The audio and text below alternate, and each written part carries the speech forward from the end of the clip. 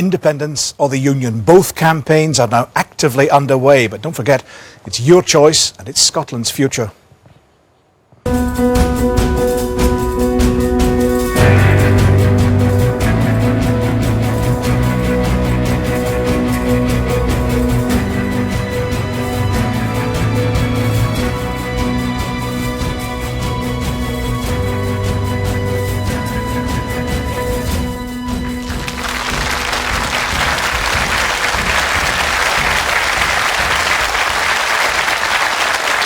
Hello, good evening. A very, very warm welcome from me, Brian Taylor, to all of you watching at home, and a big welcome, perhaps a special welcome to the studio audience who have come here to join us in Pacific Quay in Glasgow. This is the third debate in a series of discussions we'll be holding in the run-up to the vote on independence, which is expected in 2014. Now, big developments this week. We've had the launch of the Better Together campaign. That's from those supporting the Union side. Last month, the Yes Scotland campaign for independence got underway. Now, both have their proposals to put to the people, and the people have gathered here from all around the airts of Scotland, representing a cross-section of opinion with questions they want to put to our panel. And that panel is, well, it's the Scottish Conservatives' former leader, Annabel Goldie, playing a big part in the Better Together campaign. Indeed, she kind of stole the show as a bit of a chat show host, the Oprah Winfrey of Scotland on the day.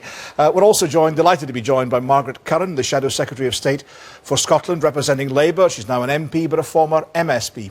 Then we have from the SNP, Fiona Hislop, the Cabinet Secretary for Culture and External Affairs in the Scottish Government. And last, but absolutely never least, Margaret MacDonald, the independent MSP for the Lothians, a famous and doughty campaigner for independence throughout the whole of her political life. Will you please join me in welcoming our panel?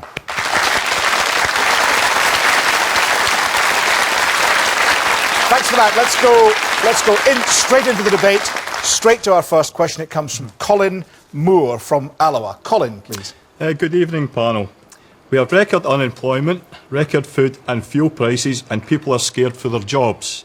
Will the panel tell me the advantages of being in the United Kingdom? OK, that's a good way of putting it round, Colin, because generally it's independence that's facing the challenge. But this week, of course, we had the launch of Better Together, saying the Union was a great idea. Margaret Curran, treat this as like a sort of episode of the panel game, Just a Minute. You've got a wee spell to talk positive. Exactly, no hesitation, no deviation, and above all, no bashing the Nats. Have a go at defending the Union, but in that positive way that was promised at the launch this week, which you attended. Absolutely, Brian. I'd be very tempted to bash the Tories if we're actually trying to deal with the economic problems that Britain is facing, because I do think the best answer to those challenges that Colin has highlighted is a Labour government that actually gives us a different economic policy and actually gets growth back into our economy. You're bashing the Tories. You're sitting next to Annabel Goldie, who's your partner in this campaign. But I was just about to say, and I think that's the best way to get prosperity and share that prosperity across all parts of the United Kingdom.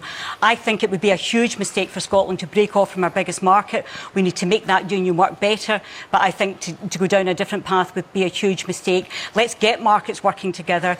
Across Europe, across the world, there's growing interdependence. We need to work together and share resources and work in partnership with each other. To break up now would be a mistake. You're talking about to break up now would be a mistake. Forgive me, but again, that's a negative point. Colin wants to hear positive defence of the Union. Well, I think that is a positive defence of the Union, where you say that the partnership works together. It is about making sure that we get growth into our economy. It is about recognising the skills of our people. When I look at the challenges that I want to solve in Scotland, where I've got a passionate interest, be it tackling poverty, be it tackling, the lack of skills we've got, I think we need to pull our resources across the United Kingdom, use the institutions that is Britain, use our influence in Europe and in the world that we get as part of that partnership to help us develop. I was going to come to Fiona Hislop, but Margot MacDonald's face wins it by a mile there. Did you see that expression? Margot. Correct me if I'm wrong, Margaret Curran, and we'll not fall out over this.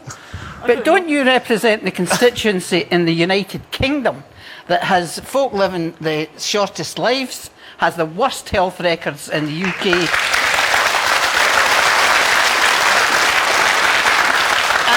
I'm sorry, Brian, but that please, is the please, record keep of the going, yeah, Union. keep going. That has got to be defended and explained. And if you can't, off with the Union. Margaret Curran. No, I think that's a false premise, and that's the premise that I think is fundamentally wrong.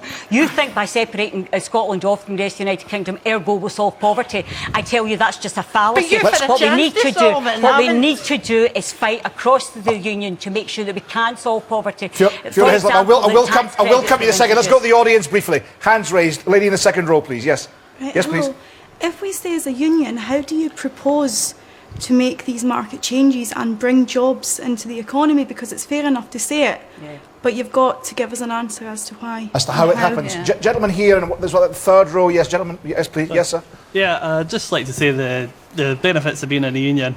12 billion more invested than we actually produce in Scotland. The GDP is offset by 12 billion more spending. So if you get rid of that, fine, but I'll be moving, Margot. You think Scotland is subsidised by the UK, the rest of the UK? Yeah.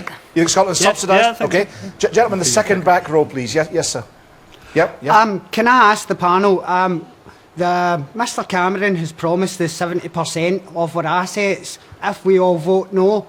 Why shouldn't we vote yes and receive 100%? Thanks for that. Fiona Hislop. Several points there, pro-independence, pro-the-union. Independence, a yes vote, is the most simplest and quickest way to get the levers of power that we need to get the jobs. This is about opportunity. It's about people deciding themselves where the advantage lies for Scotland. We're an energy-rich country. You talked about fuel poverty. We shouldn't be having people who can't afford to heat their houses.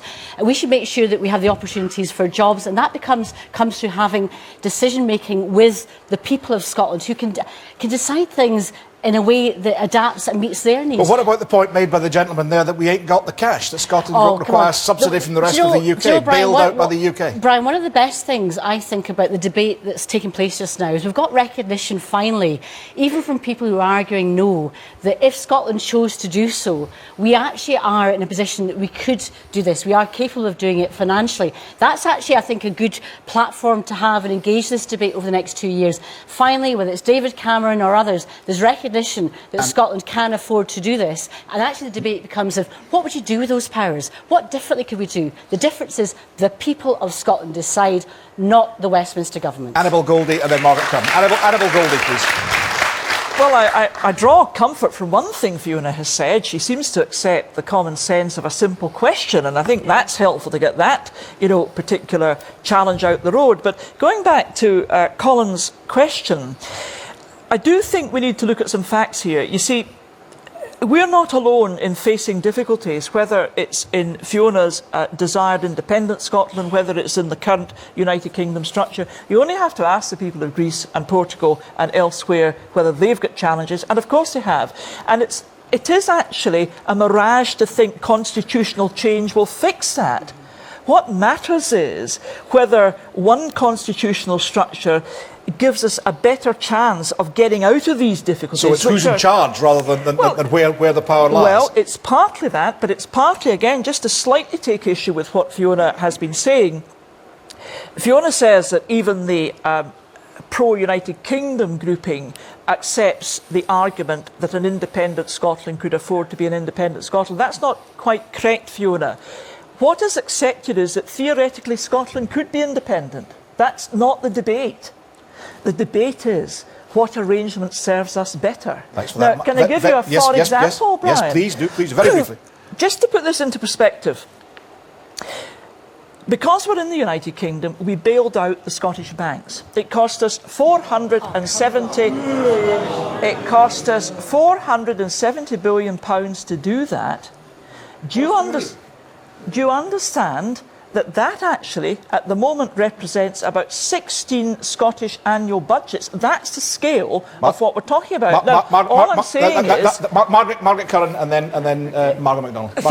Fiona Hislop says that, Scotland needs to have the hands on its levers to fix these great challenges we've got. But I'm confused as to what the SNP actually mean by that, because they say they want their hands on the levers, but then it turns out, well, actually, our banks are going to be regulated by the Bank of England financial institutions. We're going to keep the pound. We're going going to split monetary and fiscal policy, which we know from across the Eurozone doesn't make sense. So, I mean, I can understand Margot's point of view, because Margot says complete independence, a Scottish currency, you know, Scotland needs to go it alone completely. But that is not what the SNP are offering. Margot, very briefly. Just to clear up something, the connection between the constitutional question and economic growth. If you look at Latvia and Lithuania and Estonia, they became independent and their economies boomed. People went there, entrepreneurs went there because it was new, it was exciting. How about that in Scotland? Thanks for that. Let's take some audience views. Gentleman in the front row has been waiting patiently. Yes, sir.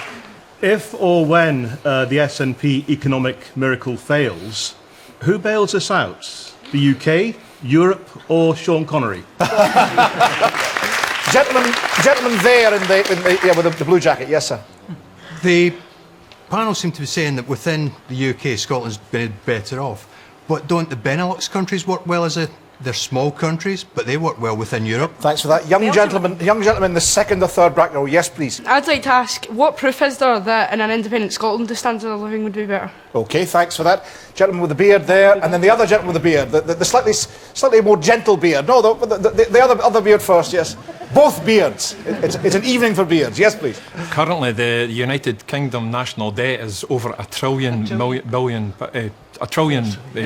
pounds. 147 trillion. Thank you very much, Margot.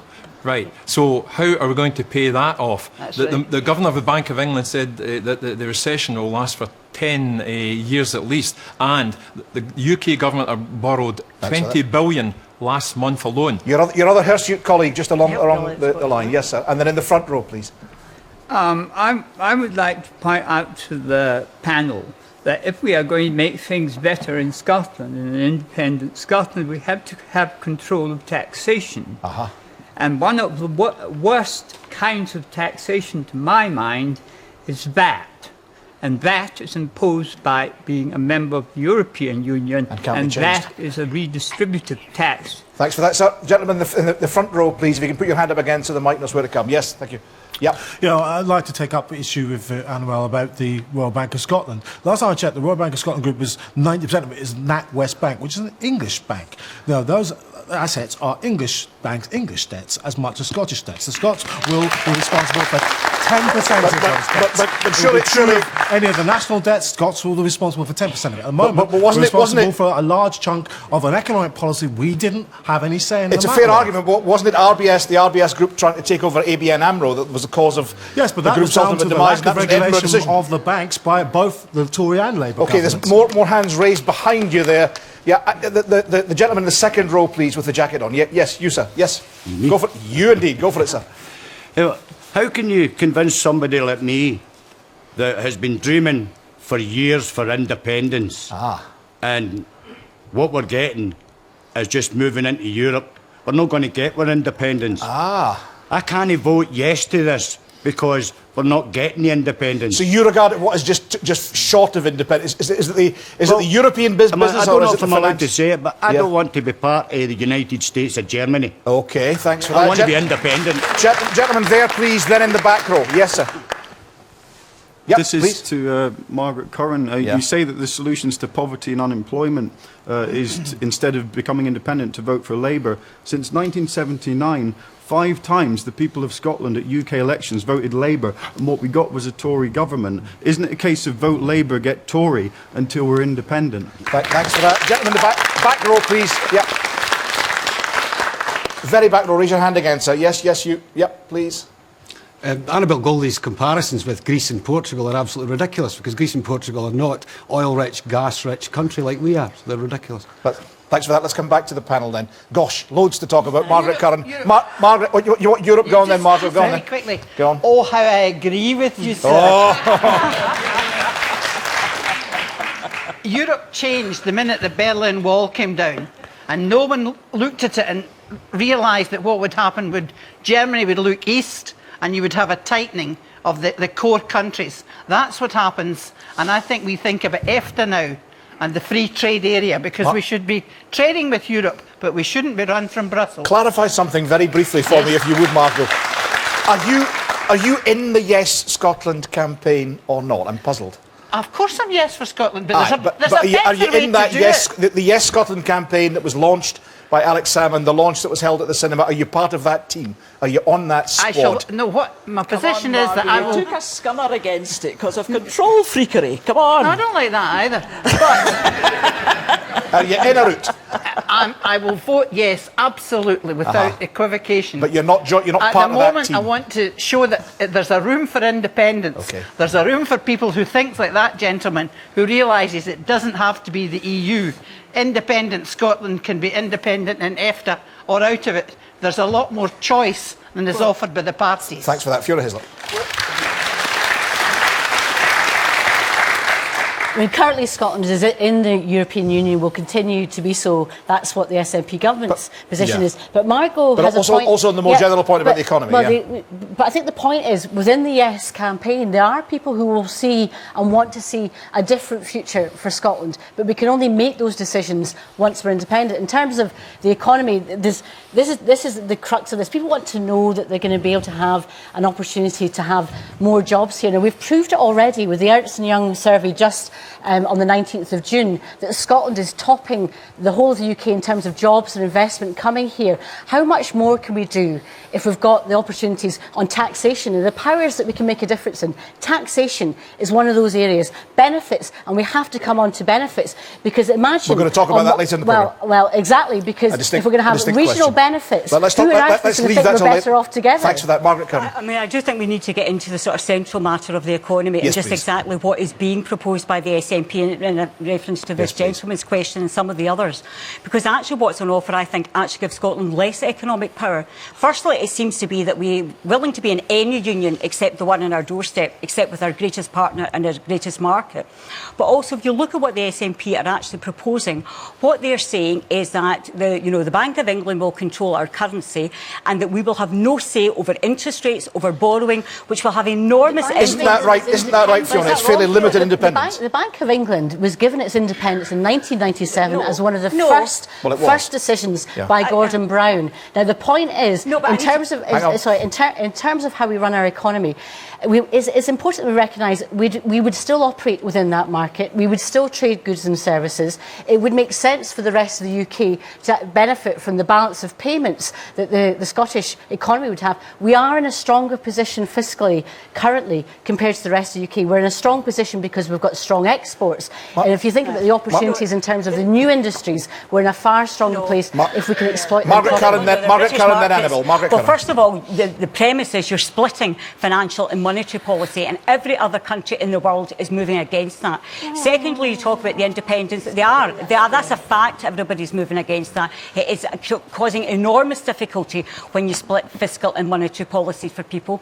Secondly, although the Bank of England has operational independence, there is absolutely no doubt it's guided by the policy of the UK Treasury. Are you not... Currently, but what would happen is the remaining UK, the English government, or whatever partnership was left, they would determine the policy, the general direction of monetary policy in Britain, and we would have absolutely no interest. Now, Fiona, let me be clear about this. Are you telling me you are happy with a model of independence that says, yes, Scotland can have fiscal powers, but we will pass over our monetary but we will pass over our monetary policies to a foreign power? Is that your definition of independence? Oh, come on, Margaret. Go on, Fiona.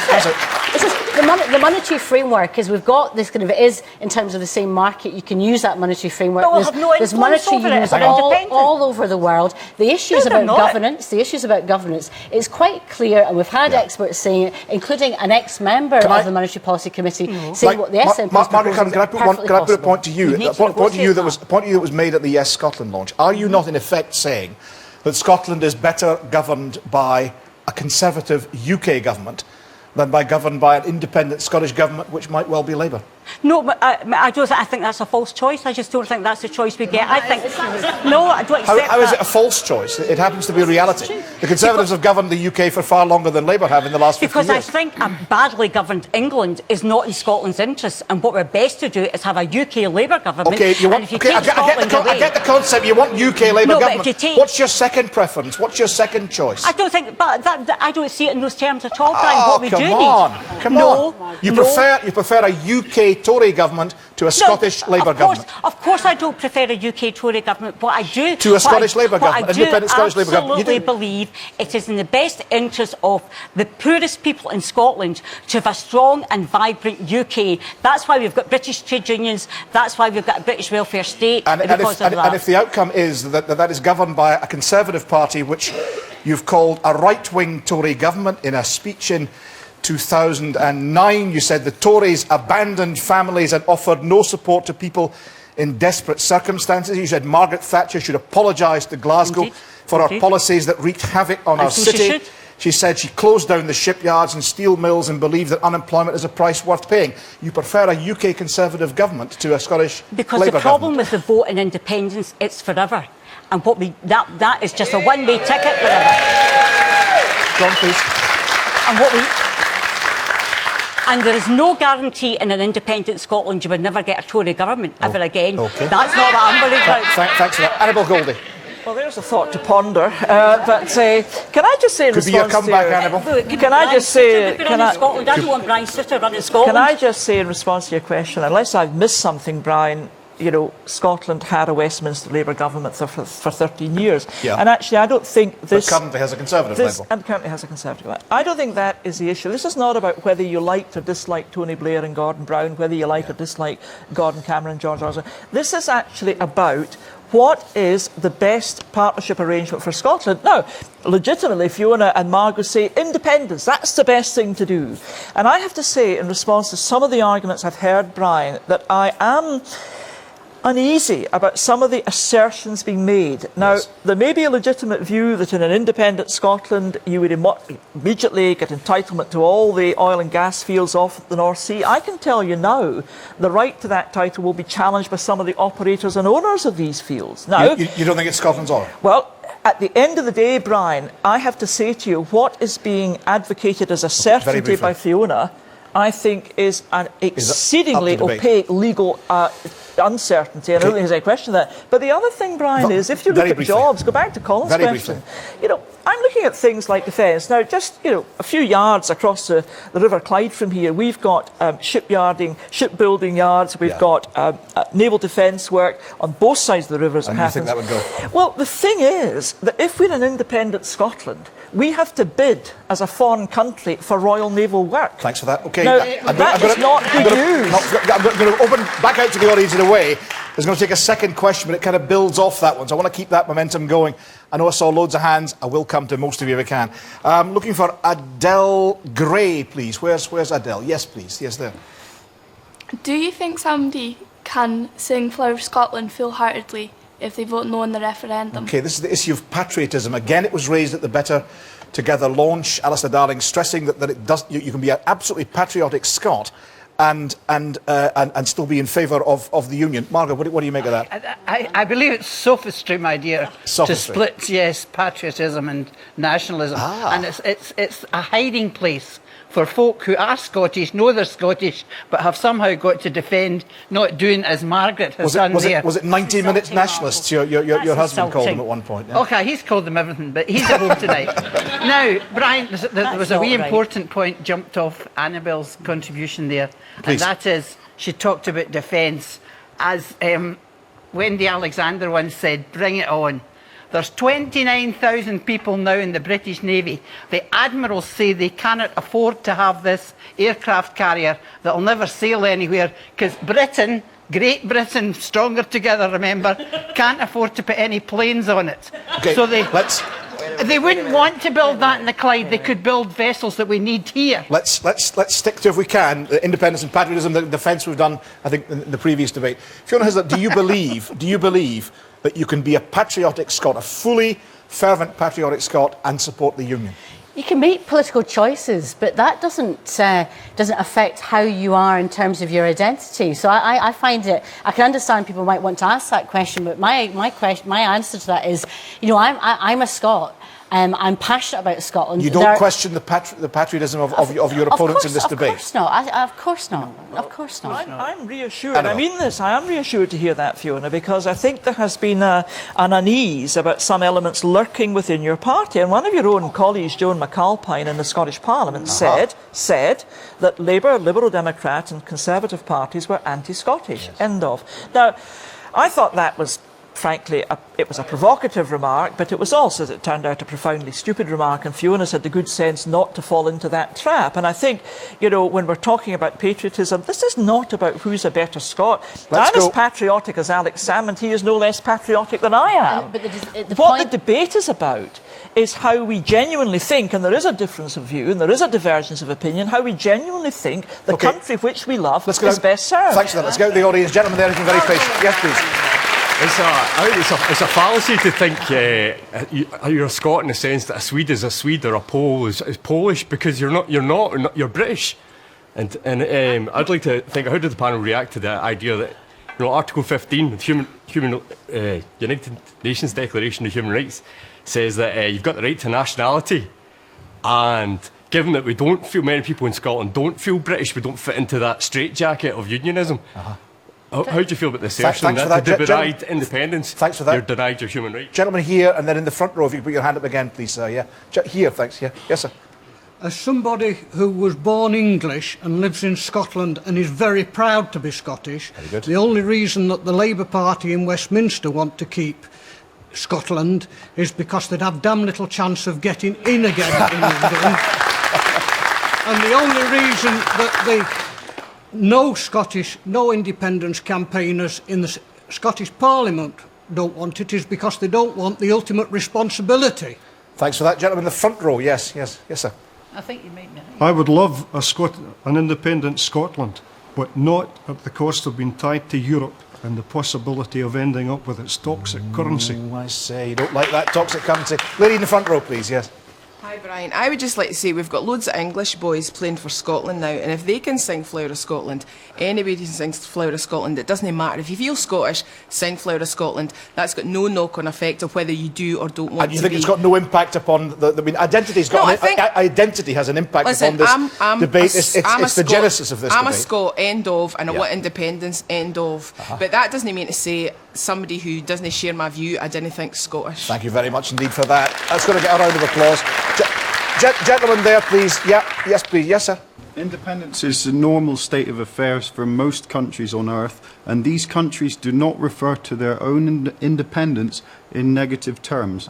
By using scary-sounding phrases to describe independence for Scotland, such as separation, break-up and going it alone, are the No campaign trying to frighten people? Thanks for that. I'm going to come to the other side. The lady in the front row, and then the two gentlemen in the front row as well. Yes, please. When will Scottish Labour and Conservative parties decide to back independence for Scotland? When Scotland becomes independent, what part will they play? Thank you very much indeed for that. And the other two hands, could you raise your hands again, please? Gentleman in the middle and then gentleman at the end, and that'll do for now. Yeah. Yes, please. I'm fiercely patriotic, but I feel that the decision we make is for the future of the country, so it shouldn't be dependent on party politics or anything like that. OK, and the other gentleman in the front row, please.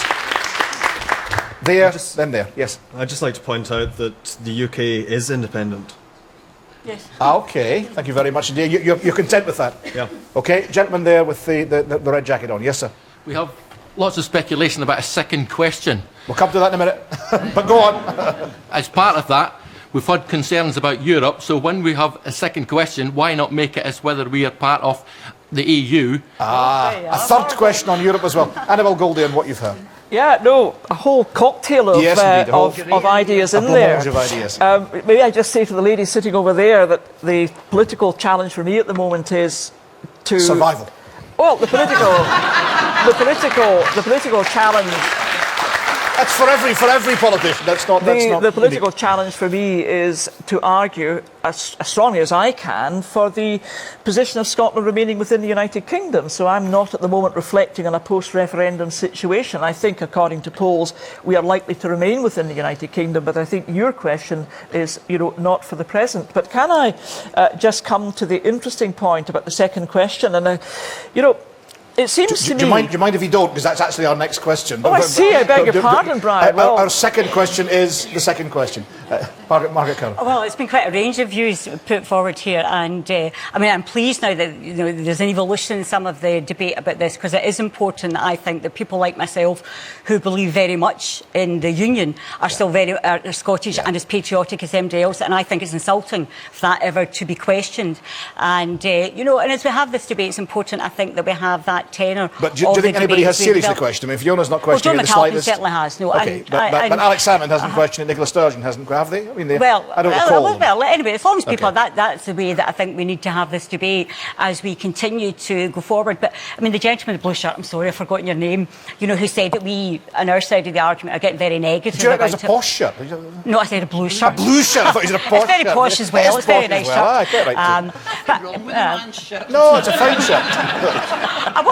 Please forgive me, I wasn't blind. Is there anything wrong? We vote yes to that shirt. Just because it's a blue colour doesn't mean it's when she was in the Scottish Party. She did. Can I ask excuse me? Will you Margaret, very briefly. Please, thank you, Brian. You're protecting my interests here. You've settled the ship. I mean, there's negative. There's, I could equally argue that I think the pro-separation case is equally negative with us. We're going to have that. I'm going to come on to that, but I think we have to get real in this debate, and I think Scotland has to wake up to the enormity of the decision that we are making.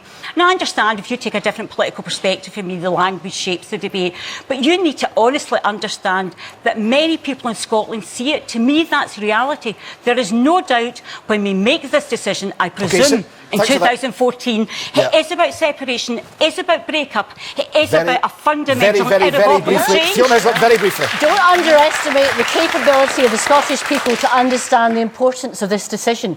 I think it's exciting. I think there's opportunity. And I think if we can have the debate about how we want to shape our own future, that's the positive language we should be discussing. Now, and that's where we should go. Since Annabel gave me the cue, we'll move on to that question, if you'd allow me, about the second question and more powers. Blair Roberts, where's Blair, please? Yes, sir. What does the panel think about more powers for Scotland if it remains in the UK? OK, that's an interesting question. More powers for Scotland. That's the possibility of there being a question on Devo Max or Devo Plus as well. And is it not? I think it might. Well, I'll tell you what it is then. If it's not that, it's about more powers for Scotland being offered by those who support the Union. Can you clarify what those would be and when they would arrive? Well, you see, the reason why, Brian, I question that is that I think there is a debate to be had about devolution. And as we've always said, it's a process, not an end in itself, that it will keep developing. But how's that process going? I mean, if there are more powers to come, what are they and when do they come? Well, that's a conversation we need to have. I think you need to be very clear. Well, could we have it now? What are they and when will they come? What are they and when will they come? Brian, let me make my case. No, let me make the case, because it's a very important point that needs to be made as we go into this, that there is a very distinct difference between how we stay in the partnership and how we develop that relationship and whether or not we leave it. Now, if you want to leave it, that's a very credible argument. Put that argument. But if you want to stay, then we argue about how we develop devolution. Don't confuse the two, because they're very different journeys. You don't think you have to publish details on that in advance of the referendum?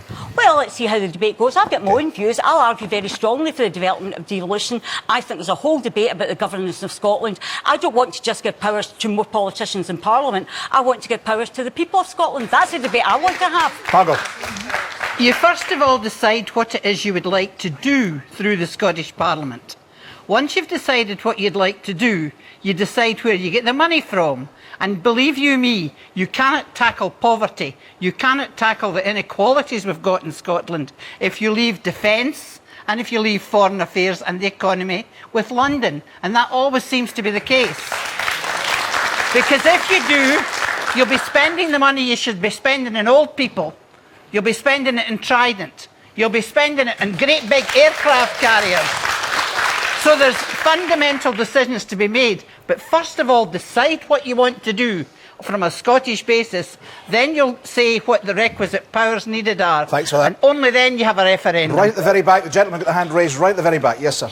Right. I think tonight Margaret Curran's been quite fond of saying that things are a false choice. I think it's a false choice between saying we have to decide about independence now and further devolution later. There's a lot of people who care very much about what the Labour Party's policy on further powers for Scotland would be in the event of a no vote. I think we should have that debate now as well. Gentleman in the second row and then the gentleman in the third row with the tie on. Yeah, please.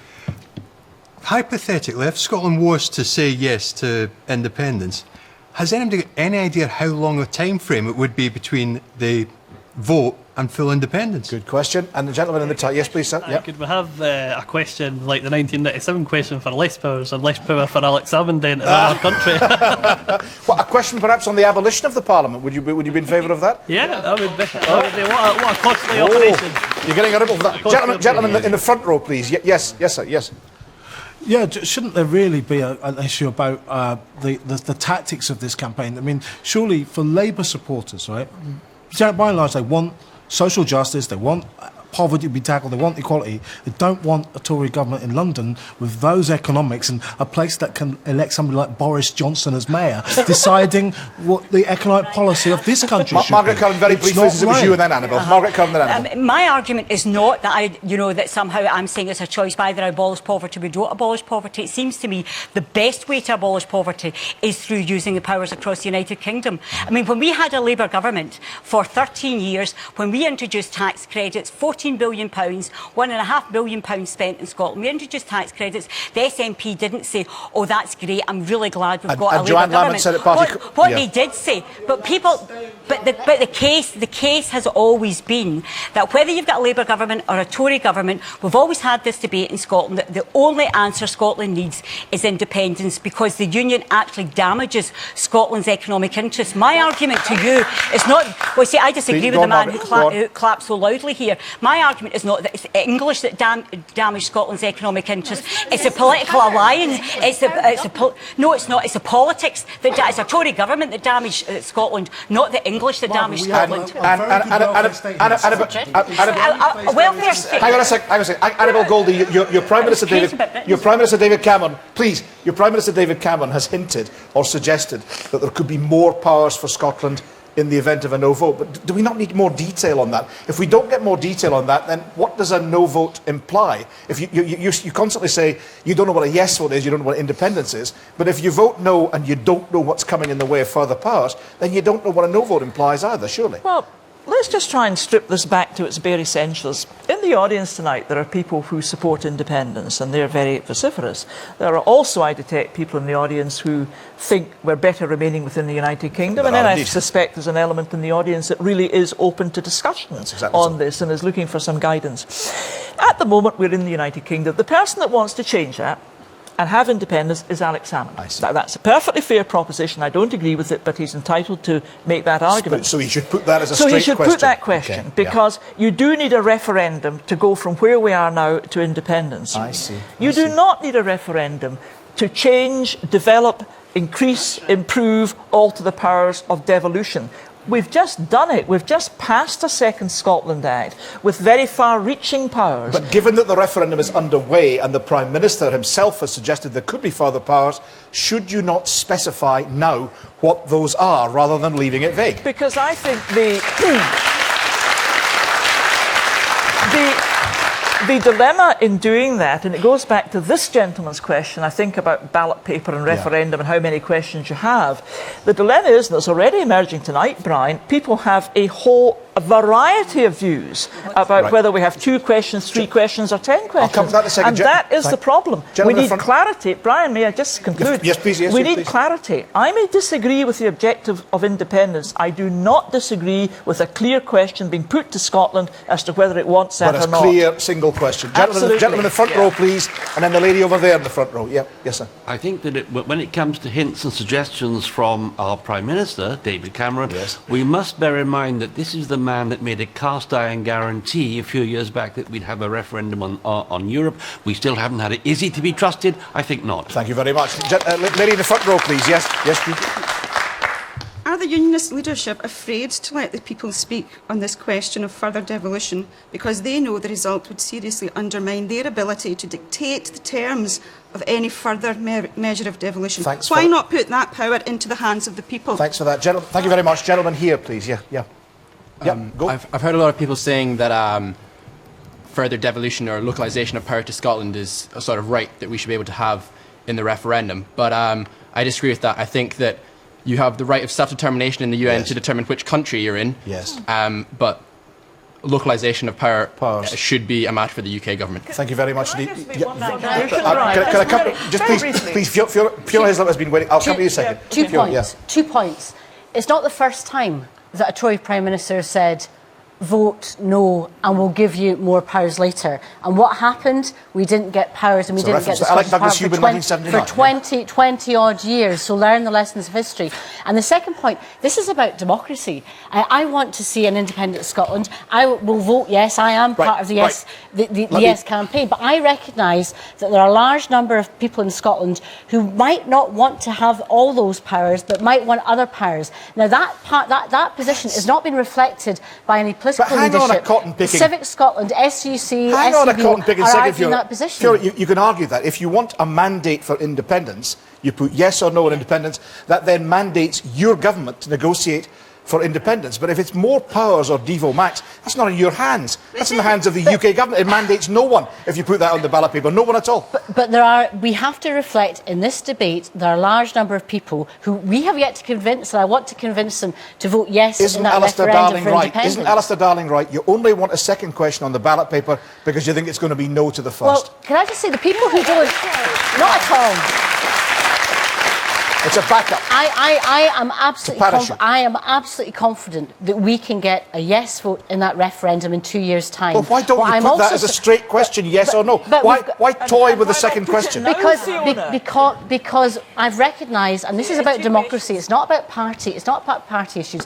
We've got 21,000 responses to go through to the consultation that's currently taking place. And I think that's 10 times more than the rest of the United Kingdom's consultation. We've got to respect the right in this debate. I'm not closing off that door. The people who are closing off the door are those that are saying we shouldn't engage with people who have a different point of view. And I think we have to respect people. The First Minister Minister yesterday, that right to express the First Minister yesterday quoted from Exodus. He said, "Let my people go." He did not say, "Let my people have a multi-option referendum so that they can determine their relationship with Egypt." It was a straightforward question that he was putting. Well, I want to see a yes vote for independence, but let's respect the right of people to have the alternative if they want that. But let's see the results of the consultation first. Annabel Goldie, Margaret Curran. The First Minister's a man of no small self-importance, and when he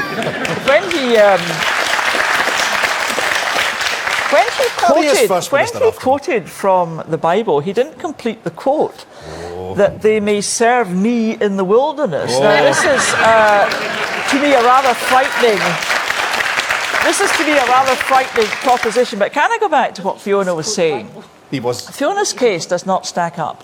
Since 2007, the SNP have wanted a referendum on independence. Indeed, they brought forward in the last Parliament. And you accept they have a mandate for that? In a referendum bill.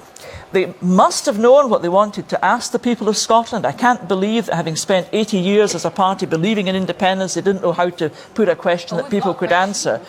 It seems to be quite bizarre that having existed, Fiona, your very political passion and breath depends on your political desire to achieve independence. That A, you either don't know how to ask the question, you don't want to ask the question, or you want to ask another question altogether, so you're just scared of losing the first question. Margaret MacDonald. Margaret Curran, then Margaret MacDonald. I will come to the gentleman. I think at the heart of this is also a very practical problem, and all of us need to be honest about that. If we had two questions, for example, and 51% of people said, yes, we want to go for independence, depending on what the actual question ends up as, and 95% say, no, we don't want independence, but we want more powers. Them compete with each other? How do we resolve that? Alex Salmond has said that he will interpret that as a mandate for independence, and I think that would be undemocratic if more people voted for second powers. So let's not this is a big decision. Let's not confuse it. Let's go on with it, make the decision, and start getting on with things that really matter. Margaret MacDonald. The SNP made a mess of introducing the idea of the referendum. There should have been much more information and education on the policies that we've been talking about tonight before you say we'll have a referendum. But anyway, we are where we are. Now, the idea of having two questions addressing quite different constituencies and different jurisdictions, the only one that we can answer of ourselves and no one can gainsay is the independence one. Are you against the second question then? Of course I am, always have been. Told them that in Parliament. But I'm not telling you anything I haven't told Alec. Oh, Margaret, I thought it was a secret between us, Margaret. But you just thinking it. I was speaking to an audience in England 2 nights ago, Kensington, you know, well-educated and all the rest of it. These folk hate us now because they accuse us of... That's not true. Oh, well, there was other Scottish journalists there, so you can check with them. However, we have now got an English political society that's alerted to the notion of independence and devolution, and they will want to have a say if further powers are going to be devolved. So I don't think we can say that they shouldn't have. Gentleman in the front row, and then Fiona for a last word on this, please, yeah? People are talking about democracy. In Italy, we've got an unelected Prime Minister. In Ireland and in Greece, we've got economic policy dictated by the European Central Bank or whatever, technocrats. And here we've got the SNP saying because the SNP don't like the fact that a UK election has elected a coalition government, that they don't like being dominated by the Tories. This isn't democracy. Democracy has taken place in this country. And earlier, people spoke about what are the benefits of the UK. We've got our own government. We voted for it. The United Kingdom voted for the coalition that we have at the moment. Thank you for that, sir. Fiona, perhaps particularly on Margot's point about the second question. But well, the nub is, the problem is Scotland has repeatedly voted against the Conservatives and still got a Tory government. And that's the choice. Westminster, Fiona. But the point about Margot's point. Yeah. I think this is where, you know, in terms of there will be differences of opinion. We have yet, as a government, to resolve what we think would be appropriate in terms of the questions. Do you think there should be a second question? We're going to the consultation. There's a consultation taking place. It would be wrong of me to preempt that. Fair. It's right to at least consult with people to ask them if there should be one or two questions. I know there's loads of hands still raised on this. Forgive me, I'm going to move on to the next question. But before we do that, I should mention that if you want to take part in this, you want to gain more information on these and many other related issues, the topics we've raised tonight have been great stuff, but there's more to come. Visit the Scotland's Future section of the BBC News website. You can find it by logging on to bbc.co.uk/Scotland's Future. They bet me I couldn't say that, but there you are. I managed to get it through. Thank you very much indeed for that. Forgive me, there's more to come, there's more to come, there's more to come. The hands are raised. The next question, please, comes from, where's Miles? Miles Webb. Yes, please. Good evening. What changes, if any, would the panel make to the benefits system to suit Scotland? See, I told you we were going to go to welfare. Margaret Curran, what would you change in Scotland? Well, I would immediately cancel what the Tories are doing, many of them. I mean, you obviously, we will invariably come back to whether Scotland should have its own welfare benefit system. What's intriguing just now is actually, as a result of the current legislation that's going through Westminster, is a number of benefits have actually been already devolved to Scotland. The Social Fund, for example, and you know, and I would still be interested to know what the SNP are wanting to do with the Social Fund in Scotland. I mean, what we need to do is have a debate about what type of welfare system that we want to have. I think you actually get the redistribution of resources across the UK, which is of the benefit to Scottish people. So if you have the bigger economy, you can redistribute within... For example, in 2010, 3 times the amount was spent on welfare in Scotland than was raised by oil and gas. So I think that does help. But what you can't do, I think, with the greatest respect to people, is just have a very facile debate that says, well, if we were independent, we wouldn't have what the Tories are doing. We would just keep the welfare state intact. By definition, you always have to have a debate about welfare. If we're having this debate, I want to hear what those proposing independence will tell us about the future of welfare benefits in Scotland. Just because they're devolved won't, I promise you, protect them. Are you saying that the Conservative proposals, which may come after another general election, are ones that are driven by economic necessity? Well, no, I wouldn't say they're driven by economic necessity. I think they're driven a lot by ideology, and I think they're driven by, as we've seen from the Prime Minister this week, I think they're driven by a complete misunderstanding about how certain people live. I'm not against changing the welfare reform system. You have to do it properly and on a basis of fairness and in a way that works effectively. Thank you very much. Let's go out to the audience. Gentlemen, the second row, please, there, and then up here. Yes. The current government is changing the benefits and allowances available for the disabled. Would a future Scottish Parliament carry on with these changes? Yeah. Or would they reinstate things like the Disability Living Allowance, which is a non-means-based allowance for disabled folk? Sir, do you mind if I stay with you? Are you saying that the current changes are damaging and you're worried about them? Are you optimistic they could be changed? I am worried because there's no information. Okay. It leaves people anxious? Yes. Okay. I mean, the Disability Living Allowance is split into 2 components, the mobility component and a care component. A lot of people use the mobility component to get a mobility vehicle. And there's going to be cuts? Under a Scottish Parliament, would we have to return portability vehicles? Thank you very much. Gentleman here in the second back row, yeah, please. Hi, a few wee points that I've got to make. First of all, Mrs Curran, situation being, how many councillors are going to be buying houses for £1?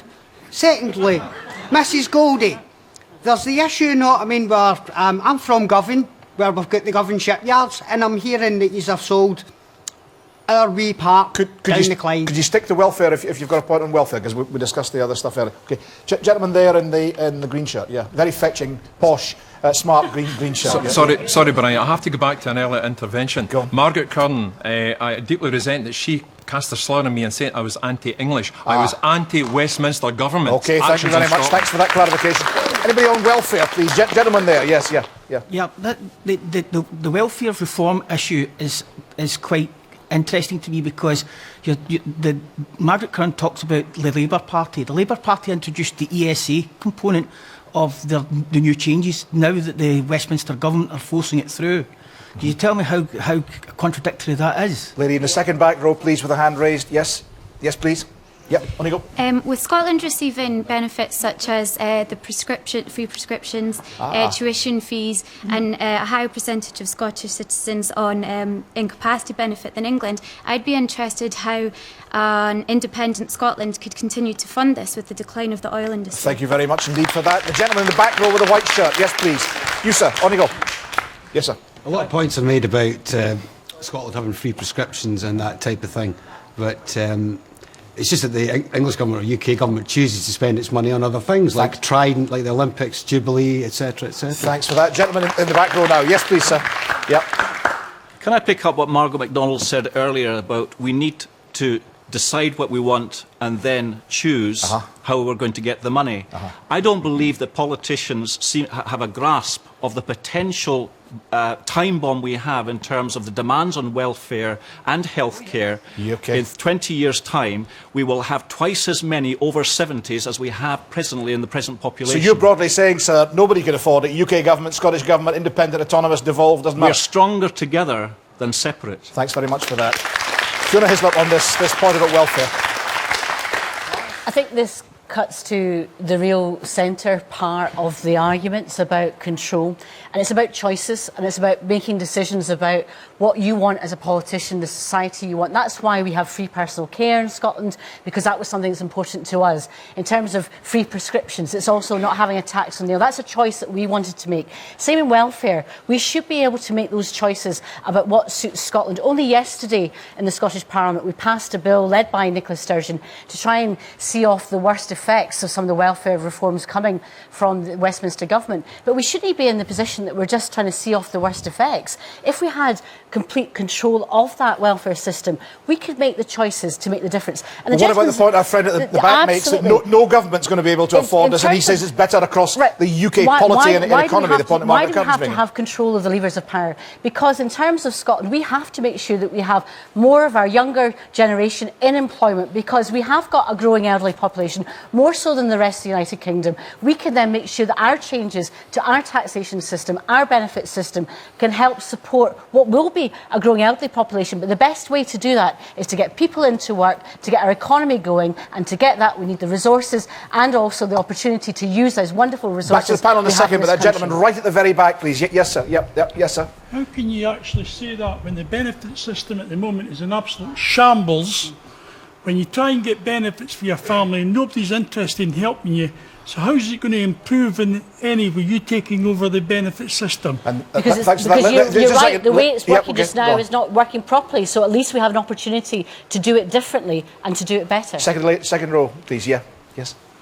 Hi. First of all, incapacity benefit is actually being scrapped at the moment. They're sort of doing that at the moment. It's been changed to employment support allowance. Would that still be the same? Would it still be being scrapped? Okay, and also the welfare state and unemployment go hand in hand. How would an independent Scotland be able to provide training and education for people to move on with their lives and get new jobs? Very good point. The two are joined. That's a good point. Skills, and we have education under the Scottish Government, as is under devolution, but not job centres. And therefore, bringing them together means that we could provide a better service. Do forgive me. Margaret MacDonald and then Annabel Goldie. Margaret. Sorry, but this is a back to basics for those of you who are old enough to remember what that was like. This is about integrating welfare and benefits and your taxation system. It's having a common approach to things. Like, for example, not being afraid to say it is immoral, it is obscene, that the chairman of these banks, the chief executives of these banks, should earn 237 times what the average worker earns. That's wrong. There should be a cap put in wages, for example. You can point to any number of ways in which the system could be improved and, from my point of view, made more fair, more equitable. You don't accept the point about redistribution that what I don't understand is why we've got to be bigger or smaller. You take that basic decision, and then you decide which of the parties you agree with and follow that party. But could you not redistribute wealth more if you have a larger economy? If you're the economy the size of the United States, for example, or the size of the UK? How come that since I have been in politics, there have been Labour and Tory governments, and there's been small coalitions in Westminster. And when I was coming into politics, 1 child in 10 in Scotland was born to fail. It's now 1 child in 3. Thanks for that. We're running out of time here. That's their record. Margaret Curran and then Annabel Goldie. Margaret Curran. So it doesn't matter if you're a big country or a small country, you'll take your approach to welfare and it'll be guided by, I think, basic political principles will be broadly what will guide you. But I have never heard anybody yet say to me, here is one welfare policy that you will be improved by the fact that you're an independent Scotland. Annabel Not Goldie. one can they say will be improved. Annabel Goldie. I think the gentleman at the back made a very important point. Welfare reform is contentious, we know that, and yet something has to be done, because what we must ensure is that we have a system that actually does provide help to those who need it. And that is not what the system was doing. And the reforms are to try and target resource to those that desperately require it. Thanks for that. But can I say, Brian, in the UK, in Scotland, there are currently 1 million pension recipients who are underwritten by the UK Treasury. Thanks for that. And finally, a tremendous discussion. Thanks for all your contributions. Finally, the sport. Let's go to Kirsty Strickland, please, from Dunfermline. The sport. With the Euro 2012 final this weekend, would independence mean that Scotland could make the next major tournament? Oh, I say.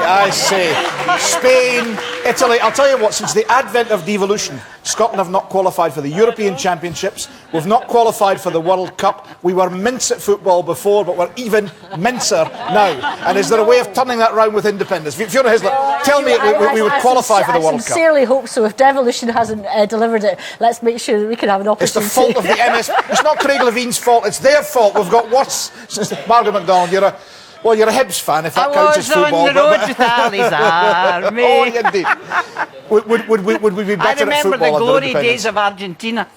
Now, so do I, Margot. One thing we could do as an independent country, if we wanted to, we could say that we're going to stage the World or the European Championships, because we already stage big golf events. We can do it if we decide to. One thing we will not be doing, though, if I've got anything to do with it, is staging the Olympics. Margaret Curran, would we qualify for Europe if we were independent? Oh, well, wouldn't that just be wonderful? I'm the Member of Parliament for Celtic being Park, independent or qualifying for Europe? Can I just say I've got a footballing interest in it. You know, we can have a great football team as things currently stand with the footballing talent, and we worked at it a bit harder. But we don't need to be independent, I think, to do that. And Annabel Goldie. Do you know what? It's good to dream, and I applaud that. I applaud that. But you know the young guy I'm rooting for at the moment? He's Andy Murray, and he needs our support right now. Our friend in the front row is going to have the last word. Yes, please. Yes. The reason that Scotland's not doing well is because there are too many Dundee United players chosen by Craig Levine. If we get rid of them and a few more St Johnstone players in, we're bound to do well. I would pick St Johnstone players tomorrow, but there's one or two Arabs should be in there as well. Thank you all very, very much indeed for taking part in a tremendous debate. Serious, towards the close, light-hearted, absolutely superb. And thanks to the panel as well. We're out of time. Thanks very much indeed to the panellists, and thanks to the studio audience, and thanks very, very much indeed to you at home for watching as we choose Scotland's future. Now, there'll be more debates to come here, where else, on BBC Scotland, so please, please do join us again. From all the team on the debate programme, have a very good evening. Take part in the debates, go to the website, check everything, watch Andy Murray, watch the European Championships, but watch more of our debates when you get a chance. From me, Brian Taylor, thanks again, and Toodaloo the new.